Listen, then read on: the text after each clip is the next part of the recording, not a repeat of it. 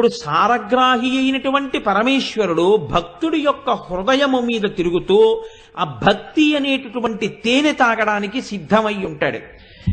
ఎవరు అమ్మవారి పాదముల మీద వాలుతారో, ఎవరు అమ్మవారికి నమస్కారం చేసి భక్తిని కోరుకుంటారో అటువంటి వారు ఈ తామర పువ్వు దగ్గరికి వెళ్ళేటట్టు చేస్తుంది.